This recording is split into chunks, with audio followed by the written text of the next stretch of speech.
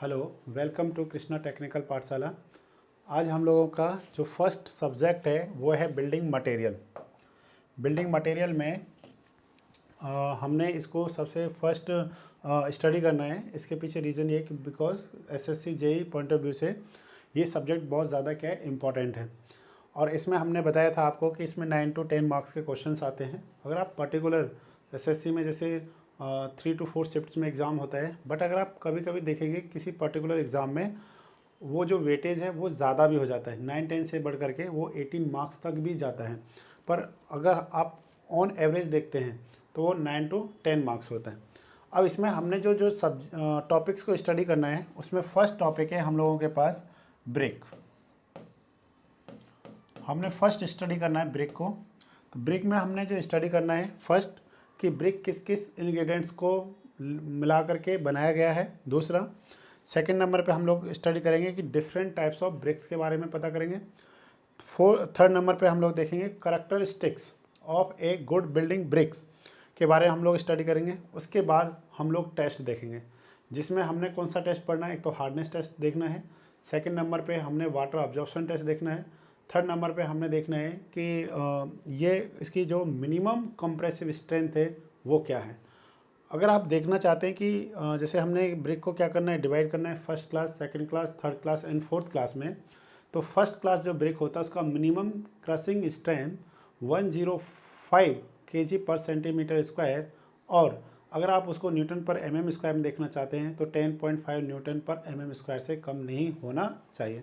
अगर आप water absorption देखते हैं फॉर फर्स्ट क्लास ब्रिक तो उसमें होता है 12 to 16% of its dry weight से क्या नहीं होना चाहिए, ज़्यादा नहीं होना चाहिए। बट अगर आप वहीं एक गुड बिल्डिंग ब्रिक्स को देखना चाहते हैं तो उसमें 20% से ज़्यादा वाटर अब्जॉर्प्शन नहीं होना चाहिए। ये था हमारे पास ब्रिक का। सेकंड नंबर पे जो हम लोग स्टडी करेंगे वो हम लोगों के पास है स्टोन। सेकंड नंबर पे जो हमने स्टडी करना है स्टोन करना है। पहले हमने देखना है कि रॉक से किस तरह से हमको स्टोन मिलता है। इसमें हमारे पास 3 तरीके के होते हैं, जिसमें हम लोग जोलॉजिकल, सेकंड नंबर पे फिजिकल, थर्ड नंबर पे होता है केमिकल। जोलॉजिकल के बेसिस पे हम लोग इसको 3 पार्ट्स में डिवाइड करते हैं। Igneous rock, sedimentary rock and metamorphic rock होता है। इग्निशियस रॉक किस तरीके से मिलता है, जो लावा होता है वो क्या करता है, मेल्ट करता है। किस तरीके से वो अर्थ के डेप्थ पे, अर्थ से डेप्थ पे, मतलब एक डेफिनेट डेप्थ होता है, एक सैलो डेप्थ होता है, और एक ऑन सरफेस पे जो लावा होता है या जो मैग्मा होता है वो क्या करके जब वो कोल्ड हो जाता है तो एक रॉक का फॉर्मेशन करता है। उसके बेसिस पे हम लोग इग्निशियस रॉक को 3 पार्ट्स में डिवाइड करते हैं। सेकंड नंबर पर होता है सेडिमेंट्री रॉक्स होता है, जो वेदरिंग एक्शंस के कारण, जो ऑलरेडी एग्जिस्टिंग होता है पहले से, वो वेदरिंग एक्शंस के कारण डिफरेंट स्ट्रेटिफाइड टाइप का एक रॉक बनाता है, उसको हम लोग सेडिमेंट्री रॉक बोलते हैं। और थर्ड वन जो होता है मेटामॉर्फोरिक रॉक, वो क्या होता है, सेडिमेंट्री एंड इग्निशियस रॉक को जब high temperature and high pressures के कारण वो एक अनदर फॉर्म में क्या करता है, कन्वर्ट करता है, उसको हम लोग मेटामॉर्फोरिक रॉक बोलते हैं। तो ये तो थे हमारे पास टाइप। उसमें आगे हमने फिजिकल रॉक पढ़ना है, केमिकल रॉक पढ़ना है। नेक्स्ट हमारे को जो सबसे इंपॉर्टेंट टॉपिक है रॉक्स का वो है टेस्ट। टेस्टिंग में हमने इसमें कई सारे टेस्ट पढ़ने हैं। First one is the hardness test, second one is the wear and tear test, abrasion test, and third one is the crushing test, fourth one is the Smith test, acid test. ऐसे सारे कई सारे test हमने 1 by 1 पढ़ने, क्योंकि जो हमारे exams में वहाँ से डायरेक्ट क्वेश्चन पूछे जाते हैं। नेक्स्ट हम लोगों ने देखना है what is the specific gravity of the stone, and किस तरीके से हम लोग स्टोन में क्या करते हैं, सीजनिंग करते हैं, क्वेरिंग करते हैं। इन सारे पॉइंट्सों को हमने 1 by 1 स्टोन को स्टडी करना है। आफ्टर दैट हमने प्रीवियस ईयर्स के जितने भी क्वेश्चंस हैं उन सबको अच्छे से सॉल्व करना है। थर्ड नंबर पे हम लोगों को स्टडी करना है लाइम। अब ये लाइम जो है कितने टाइप्स का लाइम होता है, जिसमें हम लोगों ने स्टडी करना है fat lime, hydraulic lime and poor lime. आप जब बात करेंगे मोटार की, लाइम मोटार, तो क्वेश्चन आता है कि लाइम मोटार में आप किस टाइप के लाइम का यूज़ करते हैं, तो आंसर होता है हमारे पास हाइड्रोलिक लाइम। हाइड्रोलिक लाइम को हम लोग कहाँ कहाँ पे यूज़ करते हैं, तो जितना भी हमारे पास अंडर वाटर जो भी स्ट्रक्चर्स होते हैं उसमें हम लोग हाइड्रोलिक लाइम को जनरली क्या करते हैं, यूज़ करते हैं। हाइड्रोलिक लाइम को हम लोग कैसे प्राप्त करते हैं या कैसे ऑब्टेन करते हैं, तो हाइड्रोलिक लाइम को हम लोग कंकर से क्या करते हैं, ऑब्टेन करते हैं। अगर आप वहीं किसको देखना चाहते हैं, अगर आप वहीं पे फैट लाइम को देखना चाहते हैं कि फैट लाइम को आप किस तरीके से ऑब्टेन करते हैं, तो वो हम लोग लाइम स्टोन से प्राप्त करते हैं। उसमें जो इम्प्योरिटीज़ होनी चाहिए फैट लाइम के केस में, लाइम स्टोन में लेस देन 5% होना चाहिए, या फिर हम लोग क्या कह सकते हैं, प्योर लाइम स्टोन जो होता है वहाँ से हमको क्या है ये मिलता है। तो इस केस में हमने क्या करना है, इसको देखना है। नेक्स्ट जब हम लोग बात करेंगे लाइम का, लाइम के बाद हम लोगों ने नेक्स्ट स्टडी करना है सीमेंट का। तो cement it is a very very important topic, क्योंकि हमने सीमेंट में फर्स्ट पढ़ना है इंग्रेडिएंट्स, कि किस किस इंग्रेडिएंट से मिलकर के सीमेंट बना हुआ है, जिसमें हम लोग बात करेंगे लाइम का, सेकंड नंबर पे हम लोग बात करेंगे एलुमिना का, थर्ड नंबर पे हम लोग बात करेंगे सिलिका का, फोर्थ नंबर पे हम लोग बात करेंगे आयरन ऑक्साइड का, फिफ्थ नंबर पे हम लोग बात करेंगे मैग्नीशिया का, नेक्स्ट हम लोग बात करेंगे कैल्शियम सल्फेट का, उसके बाद हम लोग बात करेंगे सल्फ़र का, देन हम लोग एल्कलाइज के बारे में स्टडी करेंगे। इन सब को मिल करके क्या बनाया जाता है, सीमेंट बनाया जाता है। जब हम लोग क्या करते हैं, कैल्कुलस और आर्गिलियस मटेरियल को दोनों को क्या करते हैं, ऐड करते हैं और हीट करके हमको क्या मिलता है, एक क्लिंकर मिलता है। जब हम लोग क्लिंकर को क्या करते हैं, छोटे छोटे पार्ट्स में या छोटे छोटे उसको क्या करते हैं, पल्वराइज करते हैं, तो उसके बाद हमको उसमें 4 क्या मिलते हैं, कंपाउंड्स मिलते हैं, जिसको हम लोग try calcium aluminate, try calcium silicate, die calcium silicate, tetra calcium aluminate ferrite मिलते हैं। और इन चारों कंपाउंड्स का अपना अपना रोल होता है। इन्हीं के बेसिस पे हम लोग डिफरेंट टाइप्स ऑफ सीमेंट को स्टडी करते हैं। डिफरेंट टाइप्स ऑफ सीमेंट में जो हम लोग यहाँ पे स्टडी करेंगे, उसमें फर्स्ट वन होगा rapid hardening cement, second number पे हम लोग पढ़ेंगे लो हीट सीमेंट, नेक्स्ट हम जो स्टडी करेंगे क्विक सेटिंग सीमेंट को स्टडी करेंगे, हाई एल्यूमिना सीमेंट को बात करेंगे, हम लोग यहाँ पे बात करेंगे वाइट सीमेंट का, कलर्ड सीमेंट का, एक्सपेंशन सीमेंट का, पोर्टलैंड पोजलाना सीमेंट का, पोर्टलैंड स्लैग सीमेंट का बात करेंगे। इस तरीके से हमने बहुत सारे डिफरेंट टाइप्स ऑफ सीमेंट की बारे में स्टडी करना है। सबके यूजेस हमको पता होने चाहिए, किस सीमेंट को हमने कहाँ पे यूज़ करना है, और किस सीमेंट में अगर आप जैसे बात करना चाहें रैपिड हार्डनिंग सीमेंट की बात करना चाहिए, तो आपको यहाँ पे पता होना चाहिए कि किस कंपाउंड का परसेंटेज ज़्यादा है, C3A, C3S, C2S, C4AF में किसका परसेंटेज ज़्यादा है और क्यों परसेंटेज ज़्यादा है। अगर आप रैपिड हार्डनिंग सीमेंट की बात करेंगे तो आपको एक ऐसा सीमेंट चाहिए जो OPC से पहले क्या हो जाए, हार्ड हो जाए, या फिर आपको OPC से जल्दी क्या मिले, उसमें स्ट्रेंथ मिले, अर्ली स्ट्रेंथ। तो वो कौन, उसके पीछे कौन रिस्पॉन्सिबल है। अगर आप 4 कंपाउंड्स में देखेंगे तो अर्ली स्ट्रेंथ के पीछे जिसका सबसे ज़्यादा रोल होता है वो C3S होता है। अगर आपको अर्ली स्ट्रेंथ सीमेंट चाहिए तो C3S की जो क्वांटिटी है OPC सीमेंट में, उस क्वांटिटी को हमको क्या करना पड़ेगा, इंक्रीज करना पड़ेगा। अगर आप सेकंड बात करना चाहते हैं लो हीट सीमेंट की, तो लो हीट सीमेंट का मीनिंग है जहाँ पे हीट ऑफ हाइड्रेशन क्या हो, स्लो हो। तो ऐसे में हमको उन चारों कंपाउंड में से किसकी क्वांटिटी को इंक्रीज करना है और किसकी क्वांटिटी को हमने क्या करना है, डिक्रीज करना है। तो उस केस में हम लोग देखेंगे C2S जो होता है वो स्लो सेटिंग को क्या करता है, शो करता है। और हमको भी क्या चाहिए, लो हीट सीमेंट चाहिए मास ऑफ कंक्रीटिंग के लिए, जैसे कि हमने डैम बनाना है, कलवर्ट बनाना है, या जहाँ पे बहुत ज़्यादा हमारे को कंक्रीट की ज़रूरत है, तो उस केस में हम लोग क्या करेंगे, C2S के परसेंटेज को इंक्रीज करेंगे, और जिसके कारण हमको अर्ली स्ट्रेंथ मिल रही है, जिसके कारण अर्ली क्या हो रहा है, वो हार्ड हो रहा है, उनके परसेंटेज को हम लोग क्या करेंगे, रिड्यूस करेंगे। तो इन चीज़ों को हम लोगों ने 1 बाय 1 देखना है, और ये इतना सिंपल टॉपिक है। अगर आपको ये सारे इस तरीके से अगर आपने पढ़ा तो मुझे नहीं लगता है कि आपका कोई भी क्वेश्चन कहीं भी गलत होने वाला है।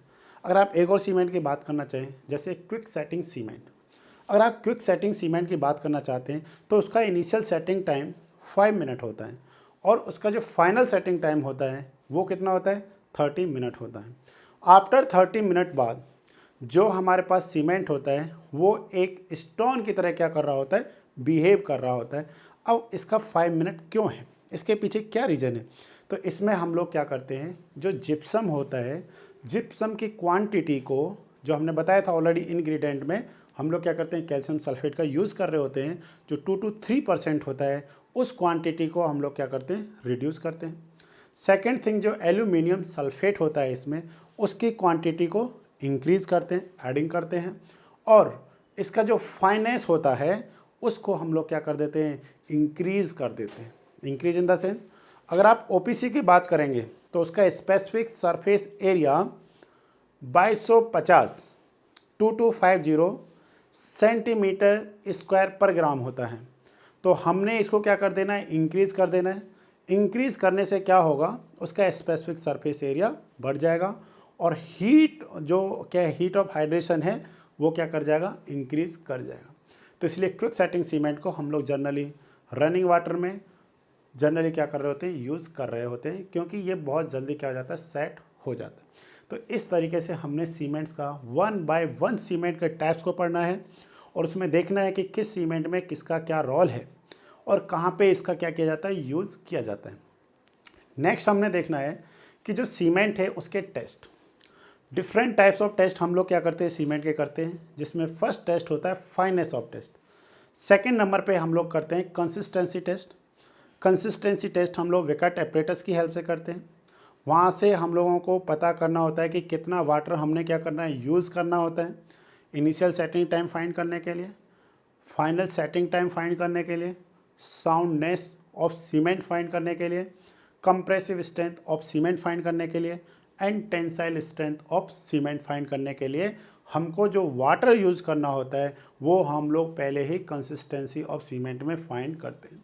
और ये हमारे एग्ज़ाम का एक क्वेश्चन भी है कि आपने initial setting time, final setting time और soundness, compressive strength, tensile strength, इन सब से पहले कौन सा टेस्ट करना होता है, ये हमारे एग्ज़ाम का क्वेश्चन भी बनता है। तो वो होता है कंसिस्टेंसी टेस्ट, और जिसको हम लोग किसकी हेल्प से करते हैं, बाय हेल्प ऑफ विकट ऑपरेटर्स।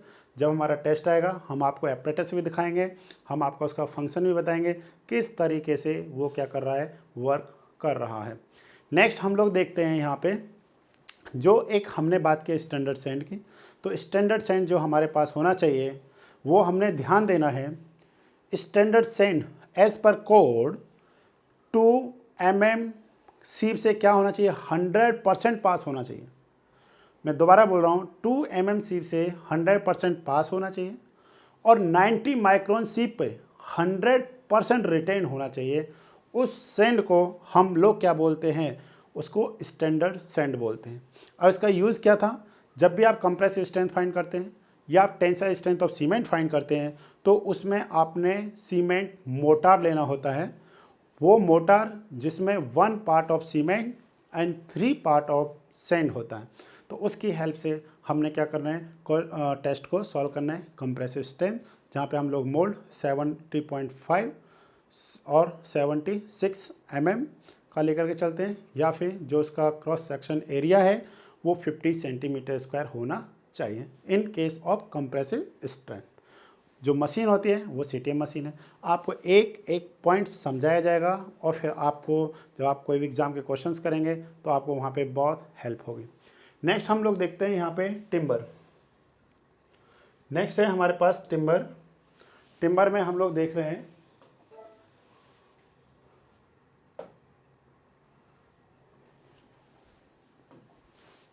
नेक्स्ट है हमारे पास टिम्बर। ये ओल्ड बिल्डिंग मटेरियल है। इसका अभी हम लोग इतना सिर्फ फर्नीचर में या फिर डोर विंडोज़ में इन सब में इसका जनरली यूज़ किया जाता है। बट पहले ये हमारे पास क्या होता था, एज ए बिल्डिंग मटेरियल। जैसे आपने देखा होगा रेलवे में स्लीपर्स का क्या करता था, काम करता था। और हम लोग कुछ एरियाज़ भी हैं हमारे अभी भी इंडिया में जहाँ पे स्लैब में, जहाँ पे स्टोन चिप्स को यूज़ किया जाता है और ये किसका काम करते हैं, लोड बियरिंग का क्या करते हैं, वर्क करते हैं। तो हमने टिम्बर को देखना है, डिफरेंट टाइप्स ऑफ टिम्बर, इसका स्ट्रक्चर, और यहाँ पे जो क्वेश्चंस बनते हैं हमारे पास वो बनते हैं डिफेक्ट्स हैं। किस तरीके से हम लोग प्रिजर्व कर सकते हैं, किस तरीके से हमने क्या करना है, सीजनिंग करना है टिम्बर का। सीजनिंग ऑफ टिम्बर का सिंपल सा मीनिंग है कि जो भी इसके अंदर मॉइस्चर्स होता है उसको हमने क्या करना होता है, रिमूवल करना होते हैं। इसको रिमूवल करने के लिए हमारे पास 2 टाइप्स के मेथड्स होते हैं। फर्स्ट नेचुरल होता है, second one is the artificial. First जो नेचुरल होता है उसमें हम लोग एयर सीजनिंग और वाटर सीजनिंग करते हैं। दोनों इकोनॉमिकल हैं, बट टाइम बहुत ज़्यादा इनमें क्या होता है, स्पेंड होता है। जिस जगह पे हम लोग रखते हैं valuable land and valuable time, इन सब का क्या होता है, यहाँ पे बहुत ज़्यादा लॉस हो रहा होता है, क्योंकि हम लोग इसको जब एयर सीजनिंग करते हैं तो 1 to 4 ईयर्स का टाइम लग जाता है। दूसरा क्या होता है, प्रॉपर सीजनिंग नहीं हो पाती है। जो पार्ट एयर के डायरेक्टली कांटेक्ट में होता है वहाँ पे एयर सीजनिंग पहले हो जाती है, और जो पार्ट टिम्बर का डायरेक्ट एयर के कांटेक्ट में नहीं हो रहा होता है वहाँ पे क्या होता है, टाइम लगता है। तो इसलिए हम लोग नेचुरल सीजनिंग से हम लोग क्या करते हैं, आर्टिफिशियल सीजनिंग में जाते हैं, क्योंकि हमको जब टिम्बर की बहुत एक ज़्यादा क्वांटिटी में क्या है ज़रूरत है, तो उसमें हम लोग किल्न सीजनिंग करते हैं, या फिर इलेक्ट्रिकल सीजनिंग करते हैं, या फिर केमिकल सीजनिंग करते हैं, या फिर हम लोग बॉयलिंग सीजनिंग करते हैं। तो इन सब में जो सबसे बेस्ट होता है वो किल सीजनिंग होता है, और किल सीजनिंग ही हम लोग क्या करते हैं, यूज़ करते हैं टिम्बर के केस में। यहाँ पे बहुत सारे डिफेक्ट्स होते हैं, डिफेक्ट्स को हमने 1 by 1 स्टडी करना है। जब भी हमारे को किसी भी शेप में किसी भी स्ट्रक्चर्स को टिम्बर को क्या करना होता है, कन्वर्ट करना होता है, तो जब उसको क्या किया जाता है, कट किया जाता है, उसके बाद हम लोग क्या करते हैं, उसको किसी भी पर्टिकुलर शेप में क्या करते हैं, सोइंग करते हैं, काटते हैं या उसको चीरते हैं। ठीक है, तो ये था हमारे पास टिम्बर के केस में। ये जितने भी हमने यहाँ पे first, second, third, fourth, fifth 5 chapters को, एक हमने इसके बाद जो टॉपिक पढ़ना है वो है पेंट, और उसके बाद थोड़ा सा हमने पढ़ना है ग्लास के बारे में। ये 7 टॉपिक्स हमने पढ़ना है बिल्डिंग मटेरियल में। इसके बाद जब हम कंक्रीट टेक्नोलॉजी स्टडी करेंगे तो वहाँ पे फर्स्ट जो हमारा टॉपिक होगा वो हमारे पास जो होगा वो होगा एग्रीगेट्स। हमने वहाँ पे एग्रीगेट्स को स्टडी करना है, डिफरेंट टाइप्स ऑफ एग्रीगेट्स को, क्लासिफिकेशन ऑफ एग्रीगेट्स, उसके साइज़ के बेसिस पे, शेप के बेसिस पे, वेट के बेसिस पे, और बॉन्ड स्ट्रेंथ के बेसिस पे, वर्कबिलिटी के बेसिस पे, इन सब में हमने क्या करना है, स्टडी करना है। और वहाँ पे एग्रीगेट से रिलेटेड टेस्ट हमने क्या करने हैं, स्टडी करने हैं, जिसमें इम्पैक्ट टेस्ट, सेकंड नंबर पे हम लोग हार्डनेस टेस्ट की बात करेंगे, और थर्ड नंबर पे हम लोग फ्लैकीनेस एलोंगनेशन टेस्ट की बात करेंगे। तो इस तरीके से हम जितने भी टेस्ट हैं उन सबको 1 by 1 स्टडी करने वाले हैं। एग्रीगेट के बाद हम लोग एड मिक्सचर्स को स्टडी करेंगे कि इसमें एक्सेलरेटर की तरह एक्सेलरेटर कौन, एड मिक्सचर्स कौन होता है, रिटार्डर का वर्क कौन करता है, एयर इंटरनिंग एड मिक्सचर्स का क्या रोल है। और उसके बाद जब हमारा एड मिक्सचर्स कंप्लीट होगा उसके बाद हम लोग मोटार को स्टडी करेंगे। मोटार में हमने सीमेंट मोटार, लाइम मोटार और डिफरेंट टाइप्स बियरिंग स्ट्रेंथ के कंप्रेसिव स्ट्रेंथ के बेसिस पे किस तरीके से डिवाइड किया गया है, उसके बेसिस पे हम लोग मोटार को स्टडी करेंगे। मोटार के क्या क्या यूजेस हैं, एक तो हम लोग क्या करते हैं, जब भी ब्रिक मैसनरी स्ट्रक्चर्स होता है, ब्रिक स्ट्रक्चर्स, उसमें हम लोग मोटार का यूज़ करते हैं। सेकंड थिंग हम लोग उसका प्लास्टरिंग में यूज़ करते हैं। उसके बाद हम लोग पढ़ेंगे concrete. Concrete is the mixture of fine aggregate cement plus fine aggregates plus coarse aggregate plus water plus admixtures. इन सब का जो कॉम्बिनेशन होता है उसको हम लोग क्या बोलते हैं, कंक्रीट बोलते हैं। कंक्रीट में हम लोग IS 456-2000 और IS 10262-2009 दोनों कोड को अच्छे से स्टडी करेंगे, जो भी उनके पॉइंट्स हैं। फॉर एग्ज़ाम्पल, जब आप कंक्रीटिंग करते हैं या कंक्रीट बनाते हैं तो उसमें वाटर की pH किससे कम नहीं होनी चाहिए। या आप M10 बनाते हैं या M20 बनाते हैं, M25 बनाते हैं, M40 बनाते हैं, तो वहाँ पे सीमेंट का, फाइन एग्रीगेट का, कोर्स एग्रीगेट का क्या क्या परसेंटेज होता है, इन सब को हमने स्टडी करना है। आफ्टर दैट फिर हमने जो स्टडी करना है वो उसके टेस्ट हमने स्टडी करने हैं रिलेटेड टू कंक्रीट। उसका कंप्रेसिव स्ट्रेंथ क्या है और उसकी टेंसाइल स्ट्रेंथ क्या है।